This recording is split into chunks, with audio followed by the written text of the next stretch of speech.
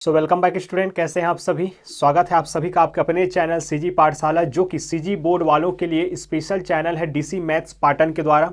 आइए स्टूडेंट आगे बढ़ते हैं और आगे के आज के क्वेश्चन हम करने वाले हैं। और हम कर रहे हैं आपके जो सीजी बोर्ड छत्तीसगढ़ माध्यमिक शिक्षा मंडल रायपुर है, उसके जो कक्षा 10वीं है उसके जो है पिछले वर्ष में पूछे गए क्वेश्चन का इसी कड़ी में हम आज देखने वाले 2019 के आगे के क्वेश्चन को। पिछले वीडियो लेक्चर्स को अगर आपने नहीं देखा है तो लिंक डिस्क्रिप्शन में है, देर मत करिए, जल्दी से देख लीजिए स्टूडेंट, क्योंकि बहुत सारे बातें हमने वहां पे किया। काफी यूनिक क्वेश्चन हमने किया 4 मार्क के क्वेश्चन में। अगर जस्ट इससे पहले वाले की बात की जाए तो वीडियो लेक्चर में, तो चलिए आज की इस वीडियो लेक्चर में बात करते हैं 15 नंबर के आगे के 15, 16, 17 एंड 18 इन क्वेश्चन को हम करने वाले 4 क्वेश्चन, मतलब कि 4 दूनी 8 क्वेश्चन। तो पहला ही क्वेश्चन आ रहा है आपका यहां से कि पद्मनी ने जिला सहकारी बैंक में 100 रुपये प्रति माह का 10 वर्षों के लिए आवर्ती जमा खाता खोला। यदि जमा राशि परिपक्वता होने पर इन्हें बैंक द्वारा ब्याज की जो राशि है वो 3025 रुपये प्रदान की जाती है, तो ब्याज की दर कितना प्रतिशत होगा। ठीक है, सारे डेटा को मैंने यहाँ पे लिख लिया मेरे प्यारे साथियों कि मासिक किस्त कितना है आपका, पी से शो करते 100 रुपीज़ है, समय क्या है 10 वर्ष। सर माह में क्यों लिखा जाता है, क्योंकि हम आवर्ती जमा खाता, जैसे कि हमको पता ही है कि आवर्ती मतलब कि बार बार रिपीटेशन, और रिपीटेशन क्यों हो रहा है क्योंकि हर माह 100 रुपये जमा किया जा रहा है, तो इसको हम माह में बदल के लिखते हैं मेरे प्यारे साथियों। इस बात का आप विशेष तौर पर ध्यान रखेंगे। फिर ब्याज आपको दिया गया है कि 3025 रुपये प्राप्त होता है, लेकिन कितने प्रतिशत पर प्राप्त होता है ये हमें निकालना है। तो मैंने मान लिया कि 8% वार्षिक होगा। अब हमें पता है कि आवर्ती जमा खाता के केस में ब्याज कैसे निकाला जाता है, तो ये रहा फॉर्मूला, सबको लर्न होगा कि P into R divided by 100 into n plus 1 divided by 24। कई लोग यहाँ पे 1 डिवाइडेड बाई 12 इंटू 2 करते हैं, कोई समस्या नहीं, आप कर सकते हैं, मैं तो डायरेक्ट कर देता हूँ। आइए अब जिसका जिसका मान हमें पता है लिख देते हैं। क्या आपको ब्याज पता है? बिल्कुल सर 3025 रुपया है, ये लिख दीजिए मेरे प्यारे साथियों। ठीक, क्या आपको P पता है? बिल्कुल 100 रुपीज़ है।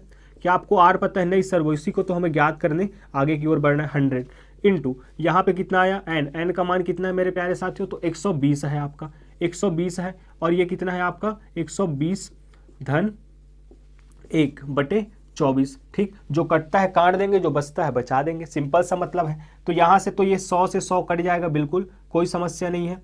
फिर यहाँ 3025 रुपये, यहाँ से कोई कटेगा क्या? बिल्कुल कटेगा। 12 के पहाड़ा में ये जो है वो 2 बार चला जाएगा, और 12 के ही पहाड़ा में ये जो है मेरे प्यारे साथियों वो 10 बार चला जाएगा। क्या 2 और 10 में कोई और कटेगा? बिल्कुल कटेगा। ये 2 एकम 2 और 2 पंचे 10। ठीक, दोनों के दोनों यहाँ पे क्या हो जाएंगे? कट जाएंगे। तो बचता कितना है आपका? ये बच जाएगा r गुणित 5 गुणित 121, 120 और धन 121 और 5 से गुना होकर ये। चलिए मेरे प्यारे साथियों आगे बढ़ते हैं। तो 1025 बराबर r गुणित, अगर हम इन दोनों को मल्टीप्लाई करें मेरे प्यारे साथियों तो क्या आ जाएगा यहाँ पे 605 आ जाएगा। 12 पंचे 60, तो ये हो जाएगा कितना 600 और 5 एकम 5, तो 605 आपका आ गया है। अगर हम इधर इसको लेके आए और r, तो r इज इक्वल टू क्या हो जाएगा 3025 बटे 605। जो कटता है काट दीजिए, जो बचता है बचा दीजिए। आइए देखते हैं क्या होने वाला है आगे। तो चलिए 5 के पहाड़ा से ही ले जाते हैं, तो 5 छक्के 30 हो जाएगा और 5 एकम 5। ठीक, बिल्कुल जा रहा है, जाने दीजिए। फिर 5 छक्के 30 हो गया। क्या ये जाएगा क्या? बिल्कुल नहीं जा सकता है मेरे प्यारे साथियों। कैसे चला जाएगा वो? सॉरी, यहाँ पे मिस्टेक हुई है। ठीक है, 60 है, मैं 30 और 60 में, ठीक है, यहाँ पे होगा कितना 5 एकम 5, 2 बचेगा और ये 121 आएगा। फिर यहाँ से 5 छक्के 30, ठीक, यहाँ 2 नहीं जा सकता तो नहीं जाने का 0, और अब बन गया 25, तो 5 25। फिर इससे कितना बार में जाएगा? इससे जब आप काटेंगे मेरे प्यारे साथियों तो ये 1 बार में और ये 5 बार में जाएगा। और r का मान 5 आ रहा है, और हमने तो r प्रतिशत में माना है, इसीलिए ये क्या हो जाएगा, अतः r बराबर कितना 5% प्राप्त हुआ। आप अंत में लिखेंगे कि अतः जो जो वार्षिक ब्याज दर है वो कितना % होगा, वो होगा आपके 5%। तब उसको पद्मनी को जो है वो 3025 रुपये जो है वो क्या मिलेगा, ब्याज के रूप में मिलेगा। आई होप आप लोगों को चीज़ें समझ में आए होंगे स्टूडेंट। अगर समझ में आए हैं तो जम्मो झन से आप मन से एक ठन रिक्वेस्ट है कि चैनल सब्सक्राइब जरूर कर लो और बेल आइकन दबा लो, ताकि अत्यंत महत्वपूर्ण जो वीडियो है वो आपके लिए बनावा था वो तुरंत आपके पास पहुँचे, टुंगले बाजे आप ला और मिल जाए मोर प्यारे साथियों। तो आओ शेयर करे वर मत भूलाओ, ज्ञान बांटने से बढ़ता है ना कि अपने पास रखने से। आइए बढ़ते हैं आगे और इसके अथवा के सवाल को देखते हैं, जो कि आपके सबसे, अगर देखें तो बच्चे उसको छोड़ के चले जाते हैं मेरे प्यारे साथियों, लेकिन आपको छोड़ना नहीं है, बिल्कुल इजी सा है, जो कि आपके कराधान पर आधारित। आइए स्टूडेंट इसके अथवा के सवाल पर थोड़ा चर्चा करते हैं। काफी अच्छा सवाल है, बहुत ही ईजी सा ये क्वेश्चन है, केवल आपको लिखने पर ध्यान देना है। लिखने के तरीका आपका बहुत ही ज़्यादा मैटर करता है, शब्दावलियों पर हमें ध्यान देना है। अगर आप इस पर डिटेल वीडियो लेक्चर चाहते हैं तो हमारे जो चैनल पे सीजी पाठशाला पे है स्टूडेंट, लिंक डिस्क्रिप्शन में मिल जाएगा या फिर आई बटन पे हम लगा देंगे, यहाँ पे क्लिक करके आप देख सकते हैं। वहाँ पे आपको लिखने के तरीके, बहुत सारे क्वेश्चन और हर एक क्वेश्चन के लिए हमारा हर एक वीडियो लेक्चर को आप देख सकते हैं। चलिए बढ़ते हैं आगे की ओर। तो यहाँ पे जो दिया गया है पहले पढ़ देते हैं कि वित्तीय वर्ष 2013-14 में सरकारी जो कर्मचारी है, शासकीय कर्मचारी हैं, उनका जो वार्षिक आय वो कितना है, 4,10,000 रुपये है। 24,000 रुपये वो जीवन बीमा पॉलिसी में जमा करता है, बचत की श्रेणी में आता है। ठीक है, 4,000 रुपये जो है वो क्या करता है, वो प्रति माह सामान्य भविष्य निधि में जो है वो बचत करता है या जमा करता है, और 25,000 रुपये राष्ट्रीय बचत पत्र खरीदता है। और सब छूट को अगर मिला दें तो आपको अधिकतम जो सीमा है वो 1,00,000 रुपये तक है। कहने का अर्थ ये है कि इसका मतलब ये नहीं कि आप अगर बचत कर रहे हैं, ठीक है, तो वो सब के सब में आपका क्या मिल जाएगा, आयकर की छूट, ना, ऐसे नहीं होए। काबर सरकार के कुछ नियम है, वो कते तक 1,00,000 रुपये तक देवा थे, वो एक का होते धारा 80C के तहत। पूरा वीडियो लेक्चर आप लोग मिल जाही, अगर डिटेल में चाहत होते जरूर से आप देख लो स्टूडेंट, आपके काफी अच्छा स्ट्रांग हो जाए ये वाला पाठ है। आइए बढ़थन आगे की ओर। तो यहाँ पे मैंने सबको लिख लिया स्टूडेंट, सकल आय जिन हमन का किथन टोटल या ग्रॉस इनकम, ठीक, तो कितना है सरकारी कर्मचारी का, 4,10,000 रुपये। फिर बचत की राशि और किस स्तर पर, वार्षिक स्तर पर, ठीक है, मासिक नहीं है आपका, इसीलिए मैंने वार्षिक मेंशन किया है।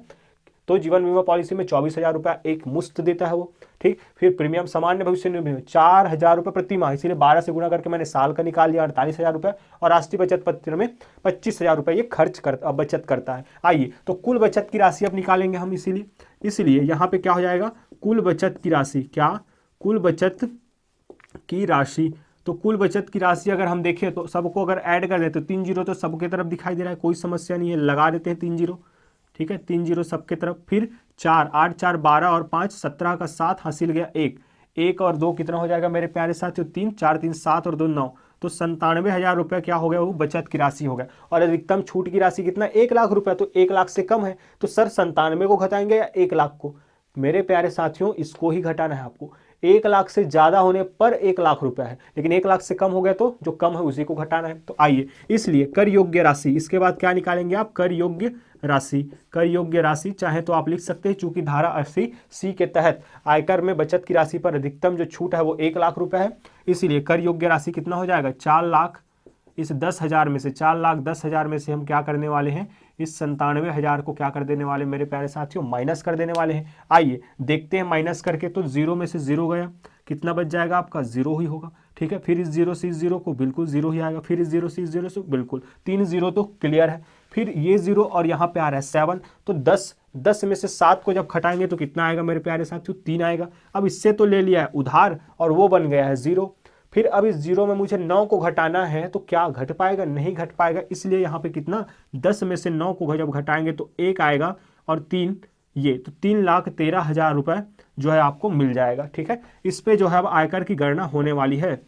क्या आपको बातें समझ में आई, ठीक है। जो कुछ कुल बचत की राशि होती है उसको घटा देते तो उसको क्या बोलते हैं, कर योग्य राशि। मतलब कि अब जो आयकर की गणना है ये है, आयकर की जो दरें आपको दिखाई दे रही स्टूडेंट, दरें के बारे में आप जानते ही होंगे, ठीक है। मैं तो कहता हूं एक बार प्लीज जाइए, आप जरूर देख लीजिए स्टूडेंट, जितने 1 मार्क के क्वेश्चन हैं, जितने भी शब्दावली हैं, उनको आपको जानने को मिलेगा वहां पे, इतना ज्यादा इंपॉर्टेंट है। फिर आप देखेंगे कितना इजिली आपसे बन जाएगा। आइए बढ़ते हैं आगे और अब इस पर चर्चा करते हैं कि अब आगे की कहानी क्या है। ये फर्स्ट नंबर, सेकंड नंबर, अब थर्ड नंबर होगा आयकर की गणना, ठीक है। थर्ड नंबर पे अब क्या करने वाले हम, आयकर की गणना करने वाले हैं, आयकर की गणना, ठीक है। आयकर की गणना हम करेंगे, कैलकुलेशन करेंगे। आइए अब आयकर की दरें अगर आप देखें, यहाँ पे आप देख सकते हैं 2,00,000 रुपए तक कोई आयकर नहीं है, मतलब कि 2,00,000 पर नील है आपका, कोई नहीं लगने वाला। 2,00,000 से 1 रुपया भी अधिक होता है और 5,00,000 तक है, तो ये जो होगा आपका 10% होगा, और 5,00,000 से अधिक और जो है 10,00,000 से कम, ये क्या है आपके कर योग्य राशि की बात हो रही है। तो हम तो देख रहे हैं कि कितना हो रहा है, ये 2,00,000 से अधिक है, 1 रुपया अधिक है ना, और 5,00,000 से कम, तो ये कौन से स्लैब में आएगा, सेकंड नंबर स्लैब में आ गया, 2,01 रुपये से 5,00,000 रुपए तक। लेकिन पहले में तो ये कहता है कि इसके जो पहले 2,00,000 रुपए होगा उस पर नील है मेरे प्यारे साथियों, इस बात को समझिएगा, यहीं पे बच्चे मिस्टेक करते हैं। इसमें भी पहले 2,00,000 पे जब मैं चलता जाऊंगा तो पहले तो 2,00,000 पे पहुंचूंगा, तभी तो मैं 3,13,000 पे पहुंचूंगा, ठीक है। तो यहाँ पे जो पहले 2,00,000 रुपए है उस पर क्या है, कोई कर नहीं देना है आपको। तो यहाँ पे आप लिख सकते हैं चूंकि 2,00,000 रुपए पर कोई कर नहीं है, तो बचेगा कितना इसमें से, 1,13,000, उस 1,13,000 पे 10% लगेगा आपका। तो इसलिए आयकर बराबर कितना, 1,13,000। बिल्कुल इजी है, 2 लाख को हटा दीजिए तो कितना बचेगा, 1,13,000 रुपये पे जो होगा मेरे प्यारे साथ वो 10% लगेगा। 10%, और प्रतिशत का अर्थ आप जानते हैं क्या, 1/100, अर्थात ये हो रहा। ठीक, 0 से 0 कैंसल, ये तो आपके पास कितना आ गया, अतः देय आयकर या फिर अतः आयकर बराबर कितना है आपका, 11,300 रुपये आपको प्राप्त होता है। ये हो गया 11,300 रुपया। क्या हो गया सर इतने में ही, बिल्कुल नहीं मेरे प्यारे साथियों। अगर आप थोड़ा सा नीचे देखें तो आपको एक और शब्द दिखेगा, क्या कि इसके अतिरिक्त देय आयकर का, ये जो है आपका देय आयकर कहलाता है, ये आपने टोटल कैलकुलेट कर लिया तो ये जो होगा कितना, 3% शिक्षा उपकर लगता है। और मल्टीपल चॉइस क्वेश्चन का ये बहुत ही प्यारा सा क्वेश्चन है कि शिक्षा उपकर जो है वो कितना प्रतिशत लगता है, 3% लगता है। किस पे लगता है, देय आयकर पर लगता है। तो इसलिए मैं इसको देय आयकर हो गया। ठीक, देय आयकर कितना आया, 11,300 रुपये आया। इसलिए अब जो होगा चौथा सेक्शन जो है आपको काम करना है वो किस पे काम करना है, देय आयकर, सॉरी शिक्षा उपकर। क्या, शिक्षा उपकर बराबर क्या, देय आयकर का आप लिख सकते हैं, देय आयकर का 3%। और देय आयकर क्या है मेरे प्यारे साथियों, तो 11,300 रुपये का अर्थ होता है गुना 3%, प्रतिशत का अर्थ होता है 1/100।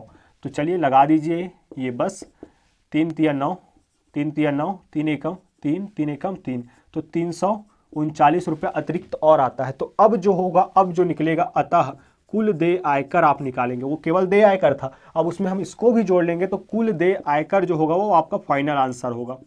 तो कितना हो जाएगा, कुल देय आयकर अर्थात 11,300 धन 339, तो ये हो जाएगा 11,639 रुपये। मुझे आशा है कि आप लोगों को ये चीज़ें समझ में आई होंगी मेरे प्यारे साथियों। अगर कहीं पे भी कोई डाउट होता है तो आप ज़रूर हमें पूछिए, क्वेश्चन करिए कि सर ये ऐसा क्यों है, ठीक है, या यहाँ पे आपसे कुछ गलती हो गई है, या इससे भी और अगर आपसे के पास कोई यूनिक तरीका होगा या फिर सरल तरीका होगा स्टूडेंट, तो हम जानने के लिए बहुत इच्छुक हैं। काबर जितना जानबो उतना ज़्यादा अच्छा से आप लोग बता पाबो, आप मन तो निकल जो हुकुम पढ़ के, तो अवैया जो हमारे जो जनरेशन, अवैया जो क्लास है ओला हम बता पाबो मोर प्यारे साथियों। तो आपके पास अगर आइडिया है तो नीचे दिए जाए नंबर में भी भेज सकता हूँ अपन सोल्यूशन, और बाकी के लिए हम है ही। चल बढ़थन आगे की ओर और देखथन 16वां नंबर के क्वेश्चन, जहाँ पे हमारा कंस्ट्रक्ट करना है एक ट्रायंगल और एक ठन वृत्त बनाना है। और किसना बनाना है, आओ आगू डाहर भरथन और वहीं से देखथन। 16वें नंबर के क्वेश्चन में अब हम देखने वाले हैं स्टूडेंट रचना, जिसमें हम क्या करने वाले, परिवृत्त की रचना करने वाले, त्रिभुज ABC की। अब यहाँ पे आपको ध्यान देना होगा कि त्रिभुज के बारे में भी कुछ बताया गया है आपको कि त्रिभुज कैसे होने वाला है। ऐसे नहीं कि कुछ भी अपने मन का ले लेंगे ना, यहाँ पे ऐसा कुछ भी नहीं है। यहाँ पे बताया कि वो जो त्रिभुज होगा उसमें AB क्या है, 8 सेंटीमीटर है, BC क्या है, 5 सेंटीमीटर है, और कोण ABC आपका 60 अंश है। तो सर्वप्रथम आपको क्या बनाना पड़ेगा, ये वाला ट्रायंगल बनाना पड़ेगा। और ट्रायंगल कैसे बनाओगे आप, पूरे कंस्ट्रक्ट करके आप बनाओगे स्टूडेंट। तो क्या करना है, त्रिज्या लेना आता है आपको, चाप लेना आता है, तो आपको क्या करना है। चलिए आज मैं अपना इंस्ट्रूमेंट नहीं लेके आया हूँ, जो भी ज्योमेट्रिकल इंस्ट्रूमेंट होता है, गणितीय आपके जो है उपकरण है, जैसे स्केल है, रूलर है आपका, जो बोलते हैं प्रोटेक्टर है, ठीक है, चांदा है आपका, फिर आपके कंपास है, वो सब नहीं लेके आए हो। आप डायरेक्ट जो है उंगलियों से कमाल चलेगा। अगर आप पिछले वीडियो लेक्चर देखें तो आपको पता होगा कि कैसे काम करना है। आइए बढ़ते हैं आगे मेरे प्यारे साथियों। तो सर्वप्रथम आपको ABC में आपको देखिए AB, तो AB में क्या बनेगा, AB बनाएंगे सबसे पहले। तो AB बना देते हैं। AB का माप कितना होने वाला, तो वो होने वाला 8 सेंटीमीटर। तो ये 8 सेंटीमीटर मान लीजिए कि ये रहा AB, 8 सेंटीमीटर का AB बना दिए। फिर BC कितना है, अब जरा देखिए मेरे प्यारे साथियों BC, और अब बनेगा कैसे ये, तो अब बनेगा कैसे C, तो यहाँ पे होने वाला, और चाप केवल एक ही हमें, क्या AC का रास्ता है क्या, नहीं। अगर AC और BC देगा तो सर दोनों तरफ से चाप काट देते। तो एग्जैक्टली स्टूडेंट यहाँ पे आपका काम आता है ये जो एंगल है वो, ठीक है। आप ध्यान रखिएगा जब कभी भी आपको इस तरीके का भुजा दे और केवल 2 भुजा दे और एक कोण दे, ठीक है, तभी बन सकता है। और कोण भी कौन सा, इसी भुजा पर बने हुए बिंदु, या तो वो कोण A देगा या तो कोण B देगा। चलिए हमारे पास क्या है, कोण B है। चाहे तो आप प्रकार की मदद से बना सकते हैं, आता है कि नहीं आता है, आते कि नहीं आया भाई, आप मल्ला प्रकार की मदद से, चांदा लगा के नहीं बनाना है, ठीक है। नहीं आवत हुई तो देख लो कि सीख लो, ठीक। लेकिन हम यहाँ पे डायरेक्ट बताने वाले हैं आप लोग कैसे बनाना है, ठीक। आप क्या करूँ, इच्छा अनुसार एक त्रिज्या ले लेना है चाप में, ठीक। यहाँ पे जैसे ही आप कट करते हैं मेरे प्यारे साथियों, इस तरीके से जब आप कट करते हैं, ठीक, इस तरीके से मान लीजिए आपने ये कट कर दिया, ठीक।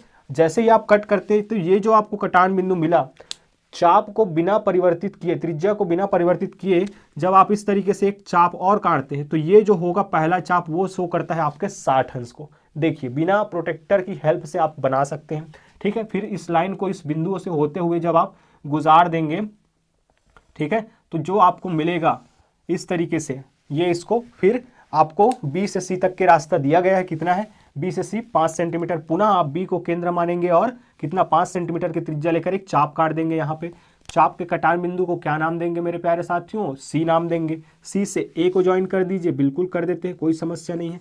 सी को ए से ज्वाइन कर देते हैं, तो ये ए बी सी इस तरीके से आपका कंस्ट्रक्ट हो चुका है। अब क्या करना है सर, अब इसके परिवृत्त बनाना है। परिवृत्त मतलब परिगत वृत्त, ठीक है, सरकम सर्कल आपको ड्रॉ करना है। तो अब इसको हम करेंगे कैसे, ठीक है, अब करेंगे कहते हैं। तो सरकम सर्कल के लिए आप याद रखिएगा हम क्या खींचते हैं, अब भुजाओं के जो है वो लंबार्धक खींचेंगे स्टूडेंट, लंब सम द्विभाजक खींचेंगे, और दोनों लंबार्धक जहाँ पे कटेगा वही सबसे मेन जो होगा सिचुएशन होगा, वही जो है मेन टर्म होता है। फिर वहां से आगे कैसे करना है चलिए बने रहिए, पता चल जाएगा। तो कोई भी भुजा आप उठा लीजिए, कैसे खींचते हैं लंबार्धक, तो बिल्कुल सरल है। ये रहा, जैसे मैं इस भुजा का खींचने वाला हूं तो आधे से अधिक की त्रिज्या, सर आधे से अधिक मतलब 1 बिता 2 बिता, तो 1 बिता का है आधा है, तो आधा से अधिक लेना है, मतलब कि 1.5 बिता ले लो, ठीक है। बिल्कुल सरल से सरल मैं आप बताया प्रयास कर रहा था। तो कैसे ले लेना है चापला, 1 बिता ले आधा, ठीक है, तो आधा से ज्यादा, तो यहां से और एक ठन चाप एती काट देना है, एक ठन चाप एती। चापला बिना परिवर्तित करे बी ला केंद्र मानना है और फिर वही चाप मन में ऐसे काटना है कि काटे एक दूसरा ला, ठीक। दोनों चाप के बिंदु को हम क्या करते हैं मेरे प्यारे साथियों, मिला देते हैं, ठीक है, डॉटेड लाइन से मिला दीजिए, देखने में ज़्यादा अच्छा लगता है। तो चाप के जो कटान बिंदु आपको प्राप्त होगा, यही क्या होगा, इन दोनों को बराबर भागों में बांटने वाला है, जिन हमन का किथन लंब सम द्विभाजक भी किथन, ठीक। ये तो हो गया एक, ठीक। मान लेते हैं इसको एम एन नेम दे देते हैं, कोई समस्या नहीं है, एम एन दे देते हैं। फिर इसी तरीके से अगर हम चाहें तो इसका भी हम खींच सकते हैं, बीसी का चाहो चाहे एसी का चाहो, किसके खींच ले, चलो एसी का खींच लेते हैं, उधर उसके पूंछ जैसे, ठीक है, वो दिखाई दे रहा है, तो इसका खींच लेते हैं। तो इसका जब मैं खींचता हूँ तो यहाँ से फिर से मैं ए को केंद्र मानूंगा और आधे से अधिक की त्रिज्या लेकर अगर मैं इधर चाप काट देता हूँ, फिर यहाँ से इस जगह से और इस जगह से भी, ठीक है, सॉरी, यहाँ से एक चाप इधर और एक चाप इधर आपको कट कर देना है। फिर इसको केंद्र मानना है, चाप में बिना परिवर्तित किए एक चाप इधर और दूसरा चाप इधर काट देना है। चाप के कटान बिंदुओं को आपस में क्या करने वाले हम, मिला देने वाले हैं आपस में इस तरीके से। तो जो है वो आपका क्या मिल जाएगा, ये जो है वो आपका समद्विभाजक मिल जाता है। यहाँ पे इसको क्या कर रहा है, वो 2 बराबर टुकड़ों में बांट रहा है।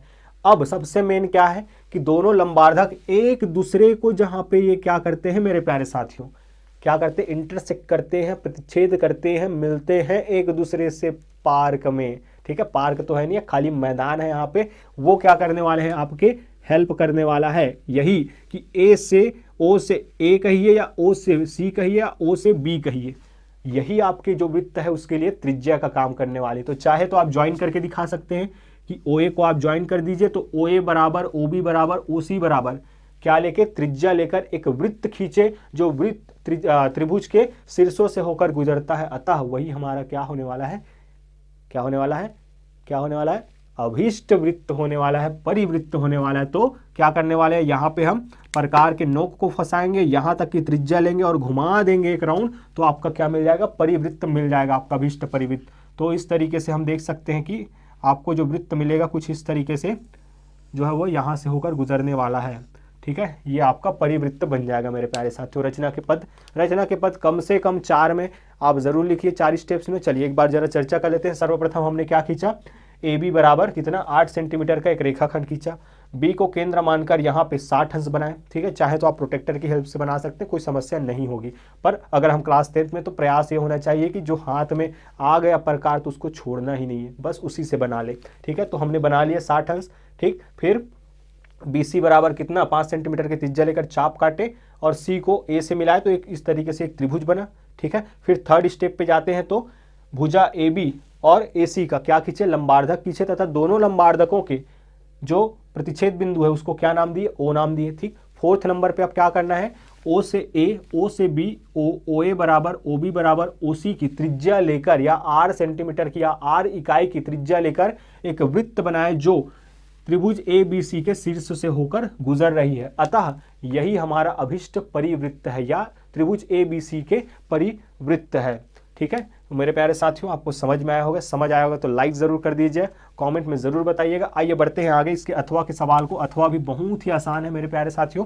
यहाँ पे अगर हम देखें तो क्या दिया जा रहा है, एक त्रिभुज पी क्यू आर की रचना कीजिए जिसमें क्यू आर 6 सेंटीमीटर है, पी क्यू 5 सेंटीमीटर है और कोण पी क्यू आर क्या होने वाला है 60 अंश होने वाला है। ठीक है, बिल्कुल ऐसे ही आपका बनने वाला है, बस नेम अलग है और लेंथ अलग है। ठीक है, तो मैं डायरेक्ट यहाँ पे कर लेता हूँ। अगर हम देखें यहाँ पे डायरेक्ट मैं आपके लिए करने वाला हूँ तो कुछ इस तरीके से, अगर ये आपका क्या है क्यू है, ये आपका क्यू है और ये आपका आर है, ये क्यू आर हो गया। फिर कहाँ पे दिया गया है, क्यू का मान दिया गया है, क्यू यहाँ पे बनने वाला जो एंगल है वो कितना होने वाला है 60 अंश होने वाला है, वही कहानी आपका रहने वाला है। ठीक, इस तरीके से अगर आप देखें फिर पी क्यू जो होने वाला है, पी क्यू उसका मान जो है यहाँ से अगर देखें 5 सेंटीमीटर है, ये पी से आर को जब मिला देंगे तो आपका ये जो है मिल जाएगा। ठीक, ये बन गया। अब आगे की कहानी का क्या सर, ये क्या दिया है, ए बी बराबर 2/5 पी क्यू, ए बी बराबर 2/5 पी क्यू होना चाहिए। क्या अर्थ है इसका, सबसे मेन जो है वो जड़ यही है इस रचना में। अगर बात करें आपके जो हेल्प करेगा वो यही है। एक बार जरा मैं क्वेश्चन पुनः पढ़ दूं आपके लिए कि सर्वप्रथम आप पी क्यू आर की रचना करेंगे। ये रहा पी क्यू आर की रचना जिसमें जो है वो क्यू आर जो है वो कितना 6 सेंटीमीटर है, पी क्यू जो है वो 5 सेंटीमीटर है और एंगल पी जो है 60 डिग्री है। अब साथ ही एक ए बी सी की रचना कीजिए। कौन, त्रिभुज ए बी सी की रचना कीजिए तथा रचना के पद वो तो लिखना ही है जिसमें ए बी जो है वो जो नया त्रिभुज बनने वाला है वो क्या हो, इस भुजा पी क्यू के 2/5 के बराबर होना चाहिए। क्या अर्थ है इसका, मतलब कि 2/5 के बराबर होना चाहिए मेरे प्यारे साथियों। ठीक है, तो अगर देखें आप तो आप स्केल गुणक जानते हैं। ठीक है, स्केल फैक्टर आप जानते हैं। ये रहा क्या, पी क्यू बराबर 2/5, पी क्यू का 5 हिस्सा तो ए बी उसका क्या होगा 2 हिस्से के बराबर होगा, ए बी का 2 होगा। ठीक है, तो इसका अर्थ ये होता है मेरे प्यारे साथियों। आइए बढ़ते हैं आगे और देखते हैं। हमारा पी क्यू आर बन चुका है। सबसे पहले आपको इस पे ध्यान देना है, टोटल कितने टुकड़े हैं। तो टोटल मेरे प्यारे साथियों कितने, 5 टुकड़े हैं। क्या मैं इसी का टुकड़ा टुकड़ा कर दूं, ना, इसका मुझे नहीं करना है। मुझे एक और भुजा लेना है क्या, या एक और ऐसे किरण ड्रॉ करना है यहाँ पे जो कि इस वाले रेखा के साथ क्या बनाए, न्यून कोण बनाए। बन गया न्यून कोण। मान लेते हैं कि ये एक्स है, आप तो इतना बना ही सकते हैं। सर इधर क्यों नहीं बनाए हैं, ठीक है सर इधर क्यों नहीं बनाए, क्योंकि मुझे पी क्यू के साथ चाहिए मेरे प्यारे साथियों, पी क्यू पर ए बी चाहिए। ठीक है, पी क्यू पर ए बी चाहिए, इसलिए मैंने क्या किया, यहीं पे अपने ड्रॉ कर दिया। आइए बढ़ते हैं आगे। अब देखिए टोटल कितने पार्ट्स होने वाले हैं इस पी क्यू के, तो 5 पार्ट्स। तो मैं क्या करने वाला हूँ, इसको 5 बराबर टुकड़ों में बांटूंगा और उसके लिए फिर से मैं अपना प्रकार फैलाऊंगा और अपना इच्छा अनुसार एक त्रिज्या ले लूंगा और क्या करूंगा, यहाँ पे डालूंगा और 1 2 3 4 5 करके यहाँ पे इसको क्या कर दूंगा, बराबर माप के चाप काट दूंगा। 1 2 3 4 और ये रहा 5। नहीं कम पड़ता है तो बढ़ा लीजिए। इनको हम नाम दे देते हैं Q1 Q2 Q3 Q4 और ये रहा Q5। इतना काम तो कर ही सकते हैं। अब क्या करना है, इस लास्ट वाले Q5 को इस लास्ट वाले R से मतलब कि ज्वाइन कर देना है। ठीक है, ये ज्वाइन कर दीजिए आप, ये ज्वाइन कर दिए। ठीक, अब जो आगे की कहानी है वो जो आपने शुरुआती इस चैप्टर के शुरुआत में जो आपने सीखा है वो काम आने वाले हैं मेरे प्यारे साथियों। क्या सर, पैरेलल लाइन बनाना। क्या होते हैं पैरेलल लाइन, ऐसी दो रेखाएं जो एक दूसरे को कभी ना काटे। बिल्कुल पता है सर हमला तो, ठीक है, कत को खींच ले ऐसे कुछ नहीं, जैसे रेल के पटरी हमारे, ठीक है, और रेल के पटरी हमारे कतनो आगे बढ़ा लो कभी भी एक दूसरे को नहीं काटने वाले। ठीक है, वैसने हमारे तो छत्तीसगढ़ी आदमी गाड़ा रावण हमारा। ठीक है, गाड़ा रावण भी का होते, जो दोनों चक्का हमारा जाता है उसमें जो बैल गाड़ी है उसके जो चक्का जो चलने वाला है वो जो रेखाएं हो कभी भी एक दूसरे को नहीं काटती। ठीक है, छत्तीसगढ़ी में सुनता है। ठीक है, गाड़ा रावण के जो दोनों गड्ढा होते ना, ये गाड़ा चक्का जाते वो कभी एक दूसरा ला नहीं काटे, तो वो भी आपके पैरेलल लाइन हम मान सकते हैं आदर्श स्थिति में। ये बात अलग है कि कोनो बीच ले, ठीक है, खेत में पानी उतारे बाद डाल देते। चलो आगे बढ़थन तो एमा देखथन। ठीक, तो ये हो गए 5 टुकड़ा कर लें। बिल्कुल, अब क्या करें एमा, अब एक पैरेलल हमारा क्या करना है, एक लाइन ड्रॉ करना है। पैरेलल लाइन कैसे ड्रॉ करते हैं, तो कुछ नहीं, ये देखिए ये रहा लाइन, इसके पैरेलल ड्रॉ करना है। ये किसका काम करेगा, इसके ट्रांसवर्सल लाइन का काम करेगा, मतलब एक तिर्यक रेखा की भांति काम करेगा। और तिर्यक रेखा के साथ यहाँ पे कुछ कोण बन रहा होगा स्टूडेंट, उस कोण को अगर मुझे जहाँ भी है जहां भी मैं बनाना चाहता हूं वहां पे भी ऐसे रेखा मैं बना दूं जो इसी तिर्यक रेखा के साथ क्या बनाए, उतना ही कोण बनाए जितना कि मैं इस रेखा के साथ बनाते हैं।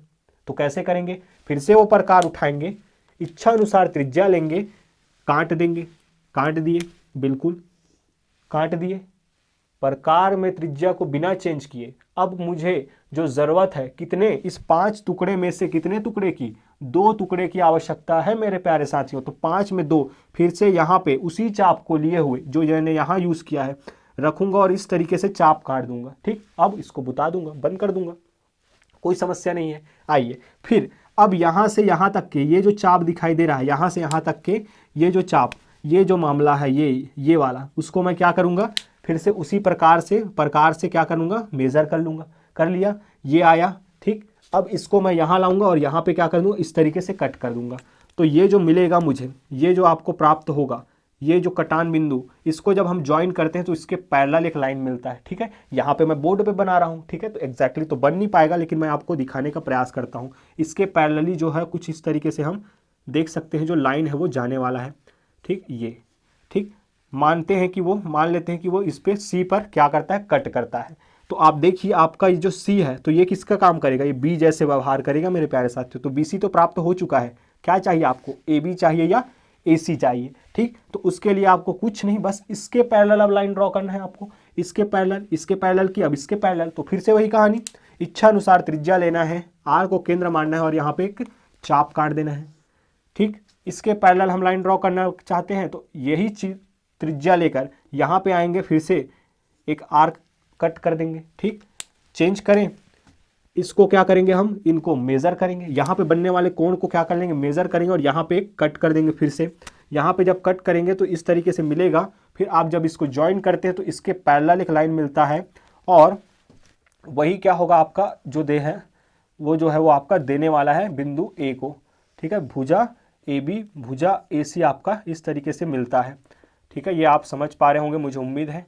तो ये रहा ए, इस तरीके से जो ए बी सी है मेरे प्यारे साथी, उसमें जो भुजा ए बी है इसका, वो इस पी क्यू का क्या होगा, 2/5 के बराबर होगा। और ये होगा आपका अभिष्ट जो होगा, रचना आपका यही होगा। मुझे पूर्णतः विश्वास है कि आपको ये पता हर एक चीज़ समझ में आया होगा स्टूडेंट। मैंने अपनी आंचलिक भाषा में, हमारे प्यारे छत्तीसगढ़ी भाषा में भी आपको कुछ छटा दिखाई है, छत्तीसगढ़ी भाषा की छटा, उस पर भी आपको समझ में आया होगा। ठीक है, आइए एक बार रिवीजन करते हैं और रचना के पद को जरा देख लेते हैं। सर्वप्रथम हम पी क्यू आर की रचना किए, त्रिभुज पी क्यू आर की रचना कीजिए, जो कि इसके दिए हुए अनुसार है। मेजरमेंट जो है वो, ये जो है वो जितना दिया गया है उतना ही है। कितना दिया गया है, 6 सेंटीमीटर है, ये 5 सेंटीमीटर है और ये 60 अंश का कोण है। चलिए, इसके बाद नेक्स्ट होता है बिंदु क्यू पर एक किरण खींचे जो क्यू आर के साथ क्या बनाए, न्यून कोण बनाए। ठीक, फिर नेक्स्ट होगा आपका 3rd नंबर पे क्या, कि बिंदु क्यू को केंद्र मानकर समान भाग में इसको क्या करेंगे, 5 चाप काटेंगे। मान लेते हैं Q, Q1, Q2, Q2, Q3, इस तरीके से बराबर चाप काटे। ठीक, 4th नंबर पे लास्ट Q5 को R से मिला दिए। ठीक है, तथा Q2 पर Q5R के समांतर एक रेखा खींचे जो कि QR को कहां पे कट करेगा, C पे कट करेगा। एग्जैक्टली सेम वर्ड हम यूज करेंगे कि C पर हम क्या, PR के समांतर एक रेखा खींचे जो PQ को क्या करेगा, A पे कट करेगा। इस तरीके से ABC जो है प्राप्त हमारा अभिष्ट त्रिभुज होगा। इस तरीके से आपको ये करना है स्टूडेंट, बहुत ही ज़्यादा इंपॉर्टेंट ये क्वेश्चन है। कभी कभी ये 2/3 के रूप में आपको दिखाई देगा, कभी कभी ये 2/3/4 के रूप में दिखाई दे सकता है। बस रेशियो चेंज होगा, बट मेथड चेंज नहीं होगा। एक बार अगर आपने सीख लिया तो आप इसको ऐसे ही बना सकते हैं। आइए बढ़ते हैं मेरे प्यारे साथियों आगे की ओर, और आगे के जो क्वेश्चन है, क्वेश्चन नंबर 17 और 18 को देखते हैं। बड़ा ही ईजी है, सबसे ज़्यादा थोड़ा समय ले लेता है ये, क्योंकि एक्सप्लेनेशन में टाइम लगता है। आई होप आप लोग समझ पा रहे होंगे और जल्दी से जल्दी आप बढ़ते हैं आगे की ओर।